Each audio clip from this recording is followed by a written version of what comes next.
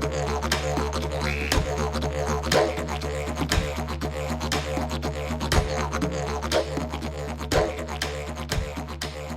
everybody, welcome to season 5 of Educator Yarns. My name is Jess Staines. I'm the director of the Career Curriculum, which is an Aboriginal early childhood consultancy that's based on dark and young country on the New South Wales Central Coast.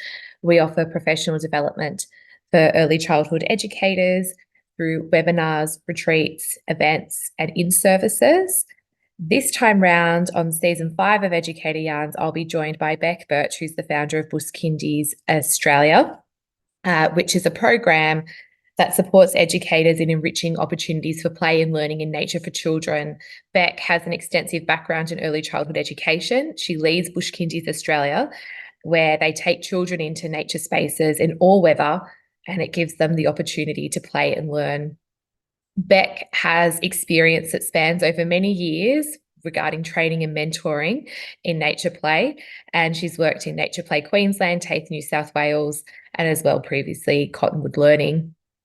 So welcome everyone to season 5 of Educator Yarns, where we'll be mainly focusing on the intersection of nature play and Aboriginal culture and giving advice and hopefully some pearls of wisdom for early childhood educators who are wanting to delve deeper into Aboriginal programs and explore opportunities for rich and meaningful nature play experiences.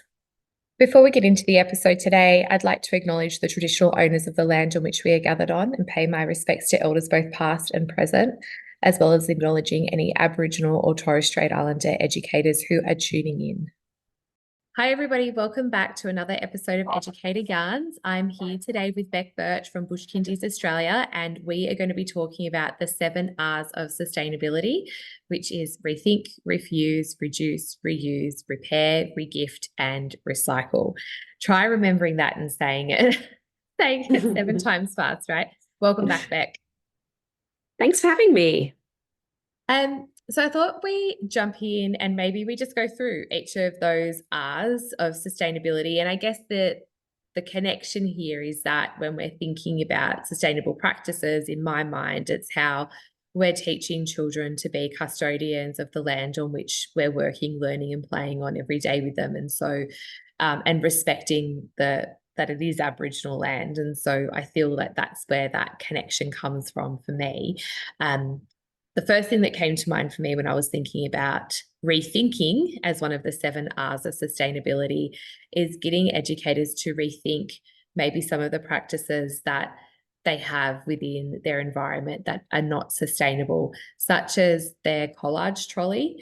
And one of the things that we often pose educators to critically reflect on is, are they taking, making and wasting, or are they borrowing, using and returning? So is their collage trolley full of pipe cleaners and pom-poms and cellophane and crepe paper? Or is it recycled milk bottle lids and teared up cereal boxes, collected leaves and barks and gum nuts and so forth? And being mindful of how we're using even those natural materials. So if we are getting a gum nut and rolling it around in some glue and glitter, we're not then able to return it to country without making country sick. So really thinking critically about some of those practices that potentially have just been embedded in our program for a really long time. Absolutely. And I think, naturepay.org really asks us to look about how our actions affect the environment. And so there's so many ways to kind of rethink the way we do things. The art space, you just talked about the collage trolley, there's lots of opportunities to reuse, like some of the trees might drop a whole lot of yellow flowers. Have we thought about like putting them in a mortar and pestle, grinding them up and seeing if they make yellow paint? One of our yellow flowers, when you actually grind it up, actually makes more like a pink orange paint. I know lots of our services go out into Bush Kindy programs and they're out in the community. Council can only do so much. And we find that in most of these sites, there's actually weeds on them. And so if we've taken the time to kind of understand and have that knowledge of what are weeds and what are natives, we can pick some of those weeds and actually make great paint really simply. Just, grinding them up in the mortar and pestle. Children love that sensory experience, adding a bit of water, and you can paint them, whether you're painting it on leaves or mud, water, it's just, I guess, tapping in to the knowledge and information about the plants that where they're not toxic and they are weeds before we're touching them. But I guess that's that rethinking too, even in our own spaces. If we were going to build a shelter, thinking about, can we use the branches that have already fallen on the ground rather than cutting down live plants? Rethinking about we might have a gardener or maintenance person within our program, and on the weekend they might come in and collect all the sticks and take them away or mulch them, prune trees, or get the leaf blower out and blow all the leaves away. Can we rethink those practices? Do they need to be blown away? Can we use those leaves for play and learning? They're already on the ground. The pile of sticks that they're collecting and taking somewhere or dumping or mulching, can we use those in play and learning? They've already fallen in our play space. So it's just about rethinking some of those actions that we're doing in our everyday practices, and how does that affect our environment? And I feel like these are all connected, these 7 Rs, because then if we look at the next one, which is refusing, I think it's in a way sometimes rethinking even some of our procurement practices and refusing to buy from places like Temu or Shein, or, not getting plastic straws or single-use plastic bags. So we're refusing those things, but we're also rethinking some of our practices, because when we're thinking about or talking about sustainability, we're not just talking about environmental sustainability, we're also speaking about social and economic sustainability. And again, I think you explained this really well in our workshop, Bec, how it's like when we're being mindful about environmental decisions, but also making sure that that doesn't negatively impact the social and the economic things. You could probably explain this better than me. Yeah, I guess we have to juggle all three of those things. And that's where those new dimensions have come into the definition of sustainability in line with the new EYLF principle. We've gone away from just that focus on just environment, but also looking at that social sustainability and how that addresses issues of like social justice and equity. And also, the economic side of equitable access to resources and conserving resources is a really important one. Yeah. That's part of that refusing, because I sort of think that we can go to a shop. I'm not going to name because I'm so paranoid about like defamation, but and we could buy a $2 t-shirt, but then there's a person at the end of that $2 t-shirt that's made it, and how much are they being paid to make a $2 t-shirt? There's a social consequence, I think. And that's that social justice part. And we have the opportunity to refuse some of these things. We can go to the catalogue and order a whole lot of like mini loose parts or even nature items from a catalogue. And again, I want us to kind of think about, where are they coming from? Where's the source from? And what's the labour involved? But we also often just have nature's gifts in our yard ready to go. Like, there are leaves on the ground. One of the challenges I always do in our training is like, we have an activity with leaves, and I'm like, how could we use these leaves for play and learning?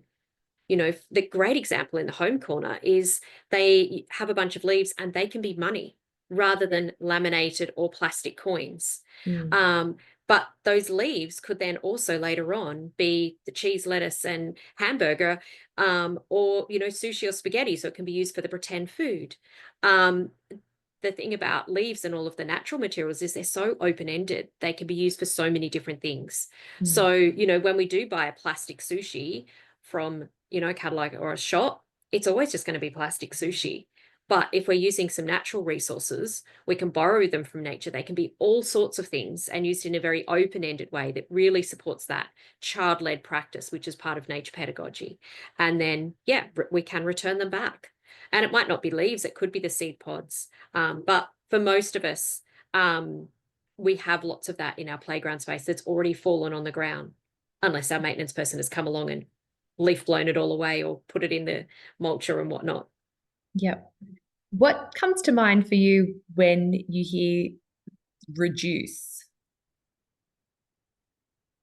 I so much. Consumption? um Yeah. yeah, there's a lot of consumption, a lot of commercial consumption that isn't always necessary.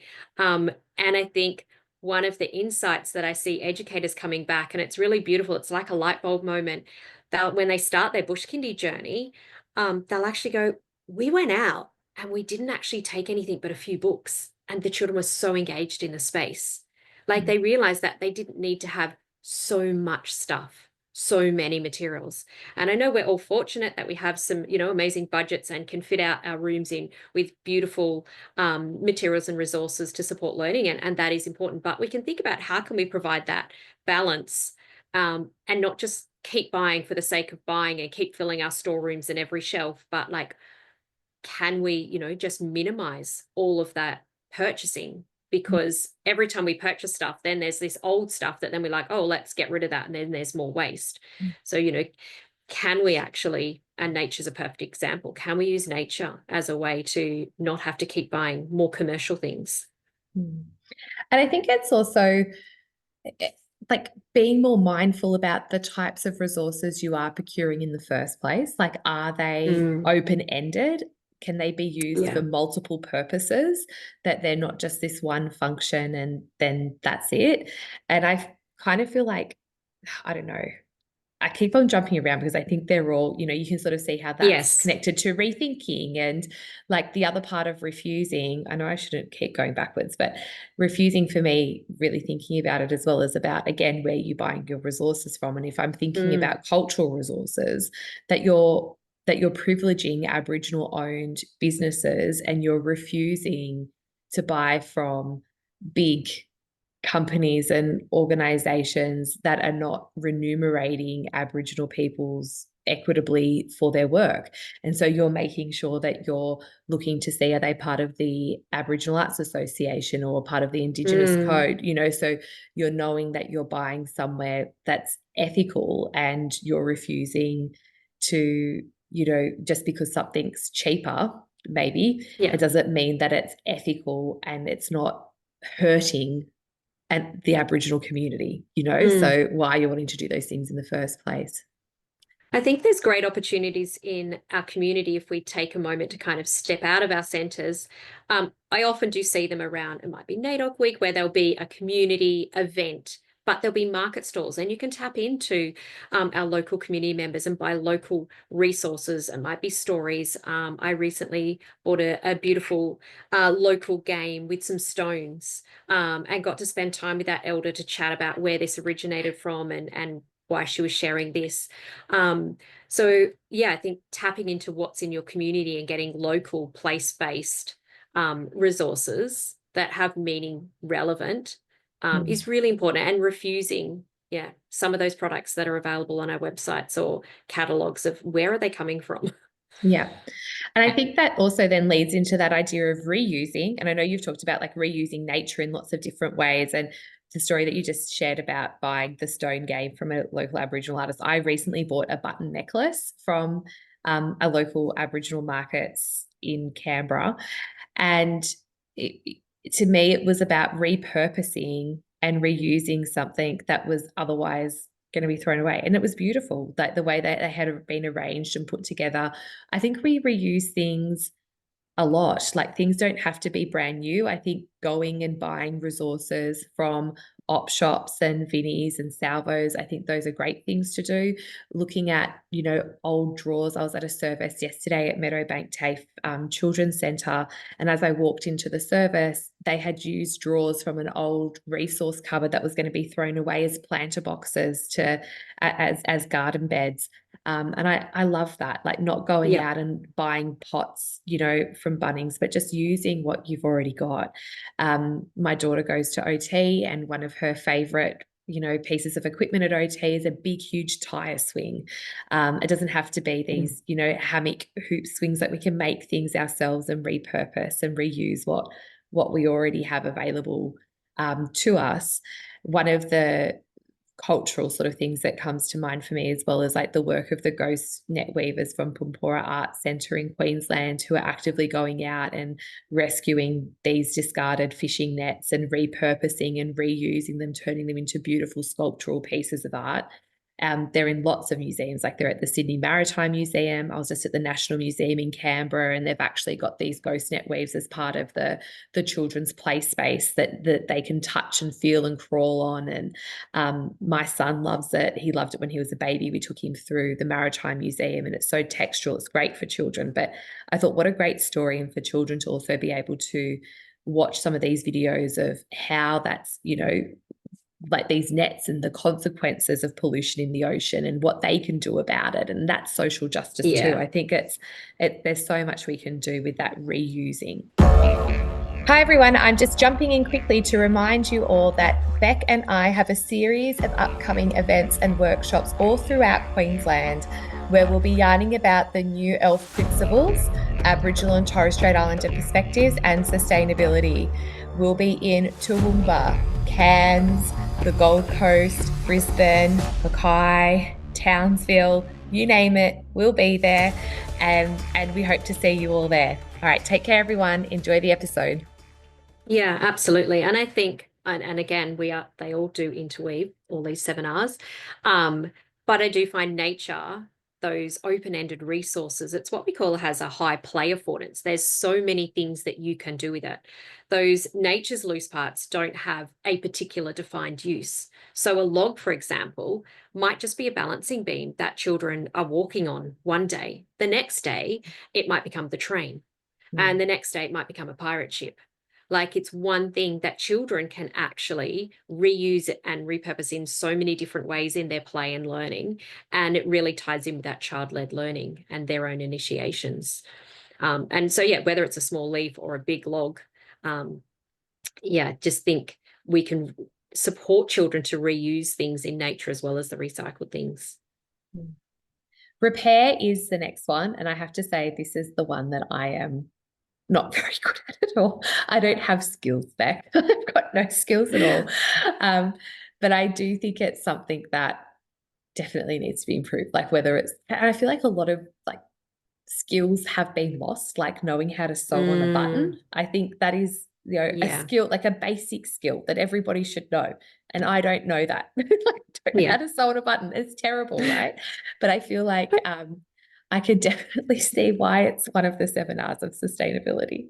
Yeah. Yeah, and I don't think we all can be everything. But I think it's about tapping into our community.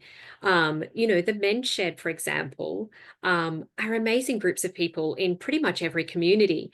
And I've worked quite closely with a couple of ours in our local areas. And when I was chatting to the gentleman a few months back, he was just like, our number one priority is actually well-being. It's actually about men's mental health and connecting people in conversation. But he goes, the way we do that is by repairing and fixing things or creating and building new things. And he goes, that's a byproduct. But from the external, as a community member, we kind of go, let's go to the Men's Shed to get things repaired or rebuilt. But they are the most amazing group of people, because what they do is find things or get things donated that are broken. They'll either repair it for you at a minimal cost or sometimes no cost. If they're creating something new, they'll use all old repurposed wood, so it's all recycled. So we've had like possum boxes and bird boxes built. We've had tool stands for sawing built by them as well. And so, I don't think we all have to have that skill set. It's about who's in our community. And it might not be that. I've seen other services that have had a granddad that just comes and visits every Friday and just has a little tinker spot where they are, fixing things with the children in their spaces. One of the services down the road has a tinker corner. So there's just constantly recycled wood planks, all sorts of screws where children can just rebuild, repair things. It's a static point of the service program. That's great. Have you heard of that show Bush Mechanics? Yes. You watched it? Yes. So it's like bombed out cars in the middle of nowhere, mob come and grab and turn into, repair and repurpose and reuse and turn them into all sorts of different things. And I'm pretty sure you can watch it on ABC iView. Anyway, but if yeah. not, Google bush mechanics, because that's what comes to mind when I think of repairing and reusing and repurposing as well. It's all part of it. I think that one's a really good one to really share that value with children, that we can repair things, because we are in a bit of a society that it's a like quick use and throw out, where we are in a throw out society. And so showing children that, you know, if something does break, we can actually potentially fix that or get it repaired, or, you know, pull it apart and use it for something different. So I think that's a really good message we actually need to share with children, be doing that with children. Yep. Yep. The next one is regift. And this is something that we've been doing this week. So up where we are on the coast, there's a op shop village called Fairhaven. It's run by Disability Service. And we've taken a whole heap of toys that our kids have grown out of, as well as like furniture, tables, chairs, bookshelves, and so forth, and like pass them on so they can find a new home. And while we're there, you know, we'll let our kids pick out a toy as well. And sometimes they only have these toys for a week or two before we take them back, you know, and regift them, and they can pick something else. So we don't have to buy new toys. And like my kids love the Fisher Price toys. Like as I had these visions when I became a mum of like, you know, we would have like, you know, nice wooden blocks, and we bought all those things, and frankly my kids don't play with them, so they like the Fisher Price stuff. But I think I have an issue with that because it's plastic, you know, so I have an issue with buying it new and a lot of it. But going to op shops, there's heaps of them there, and being able to borrow them or go into a toy library for a period of time and then it just goes back and it's part of that cycle is great. We're also part of a group which is called Central Coast Mums Paying It Forward, and we donate heaps of things from there. We also will get things from there, so like kids' shoes and jackets and all that sort of stuff we will do. I've also recently worked with a service at Mount Druitt, and they've got a lot of families that are new to Australia, lots of refugee families that are part of the service, and they're studying part of the AMEP program at TAFE where they're learning English. A lot of vulnerable families, and so we've started to establish a community room where and the faculty at the TAFE, because they're connected to the TAFE, this children's service, can donate things from crockery to linen, towels, whatever it might be that's needed. There's a whole heap of things there that families can come in and take what they need and leave what they don't need to pass on to the next person in community. And I think getting back to this sort of idea of like your community is just an extension of your family. In our family, like we have lots of nieces and nephews, and we're always handing things down and handing things up and moving between. And that's very much how it is in Aboriginal families and communities. And I think it should just be an extension of what we do within our early learning services as well. Yeah, and we are seeing some of those kind of programs set up in early learning centres where they have those kind of sharing spaces. And outside of the services, what we see in some of the Bush Kindy programs is they're stopping at the street libraries, or they might be toy libraries or the community gardens, and sharing. And I think that's a great thing to be sharing with children, that, you know, they leave a book, they can take a book. So, you know, our children are always like dropping off 3, borrowing 3. And they know that they can't take, even if there's 10 awesome books in there, if we only left 3, we can only take 3. But the next week we can come back and probably borrow those ones again.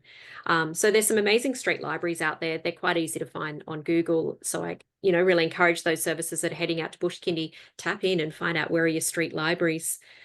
I thought I'd share another recent story.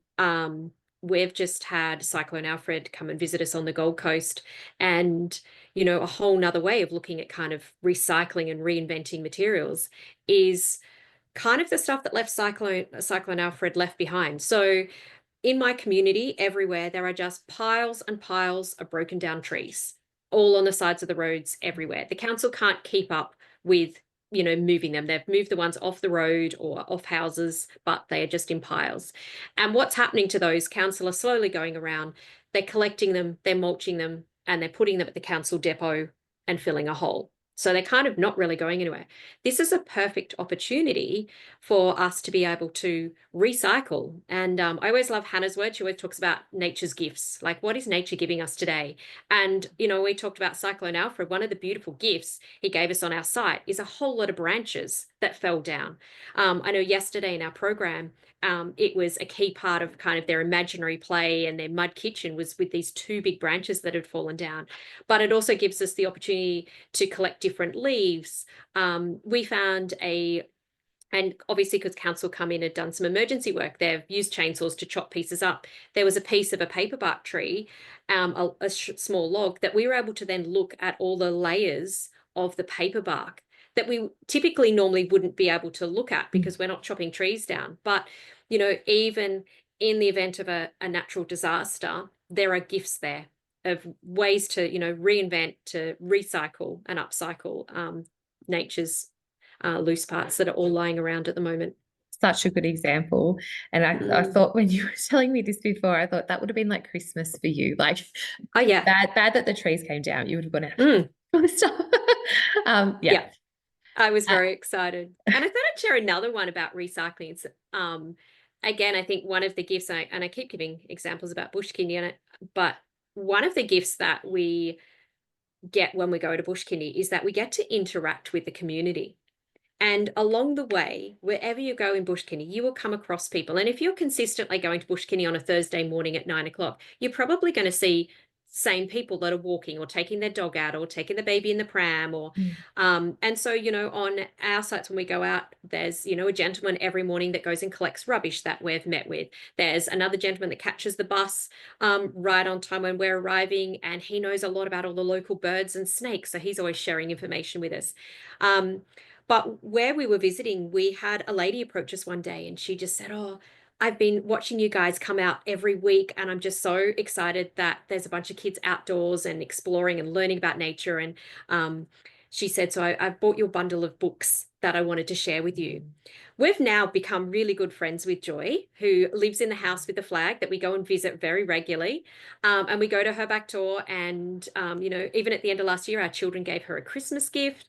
But what she does is she does crocheting, knitting, and makes some blankets for a local domestic violence kind of charity group. And she has lots of leftover wool. And so every couple of weeks, she gives us a bag of all the little bits of leftover wool. And then we are able to recycle that. And we have done so much craft and art, so many creative things with this wool. And because she just keeps giving it to us. And it's just, beautiful when you make those community connections, what comes about when you are out in the community, that just naturally evolves. And another time she came and visited us, and so the other thing she does is she collects old glasses for a charity, and so they get sent off to people that might need reading glasses that can't afford. And along the way, there's also glasses that get donated that they can't use, and there was a whole stack of kids' sunglasses, and so she came and donated the sunglasses to our kids. So this beautiful story of recycling just through a community connection. Yeah, it's great. There was a community connection with me. This lady had read about some of the work that we were doing in the local paper, and through some sleuthing, I have to give it to her, like, she's in her 70s, right? So she did some quite online sleuthing. She found where I lived, and she came and she dropped off a whole heap of Aboriginal wrapping paper that she had been collecting, and for me to be able to pass on to a preschool to recycle and to reuse and repurpose, which I thought was like lovely. I was like, and I don't know if you have anything in Queensland that's like this, but we have reverse garbage in Sydney. Yes. You got a reverse garbage? Yeah, we do. And I feel like that place is a treasure trove of, not only can you donate things there, like you can get anything from tiles to bricks to fan faces to carpet squares and buttons, zippers, mannequins, old cash registers. I feel like there's so much there. And I think those are the best resources. I used to work at the early learning services that was right next to reverse garbage. And so every break we'd go down there and have a little look, do a little cruise through and see what we could find. They also do some really great incursions. There was also a book that we used to read when I was a kid. It's an old one. I think it's called The Junkyard, but it was like these children who because of all the new developments, there was nowhere left for them to play. There was no parks left for them to play. And the only place that was left was an old junkyard. And in the junkyard, there was an old oven and a tire and a car that had been bombed out and a bathtub and all different things. And they turned it into the most amazing playground of like cooking mud pies and going on ship, pirate ships and growing a garden out of the boot of the old car that was there and stuff. And I just always thought, like, that's what children love playing with. Like, that's just, like, they don't need new toys. They're happy to reuse and repurpose what's around them and being creative with what they have. I have to find the name of that book, but it's a very old one, The Junkyard. I'm sure that's what it's called. It's like the classic example of the cardboard box, isn't it? You know, how much they want to play with that. One of our favorite things that children play with is we have a bag of fabric. It's all from the op shop. We haven't bought any of them. There's sarongs, there's tablecloths, there's just loose fabrics, different designs and different colors. It is the most used thing every single week. And, last week they had some sticks and they were building a ship. And then these cloths became the sail and the roof and then the beds in the ship. Other times it's cubby house. It's different every time. But it's a bag of cloths that probably cost less than $5 that came from the op shop. And so, we really, if we make an effort, we don't have to be spending lots of money, big budgets, and getting all these commercial products. We can use what's just out there before it all hits the waste. I think I remember even as a kid, my mum had like a glass, like Moccona coffee jar just full of buttons that, just from, like the little ones that come on your shirts and things like that, just all different odd bits and bobs of buttons. And we used to sit there and just play with them, look at them, examine them. They would treasure, line them up, pattern them. And she also had a jar of keys. Like, I don't know where keys came from, but we love playing with those as well. So I think there's so much in recycling. I feel like typically out of those 7 R's, I would probably think that recycling is the thing that most services do the best. Would you think that too? Yeah, I agree. Because I think particularly all those recycled plastic materials that we often have, they get recycled into play and learning a lot. Yeah. Yeah. Well, everyone, that's the end of our episode 2 of our podcast, Educator Yarns.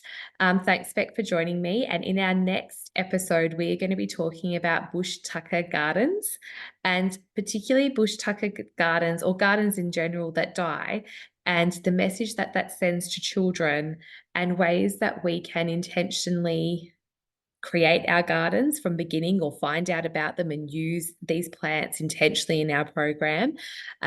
So we're echoing those messages of custodianship and caring for country with children. Thanks for joining me, Bec. Thank you.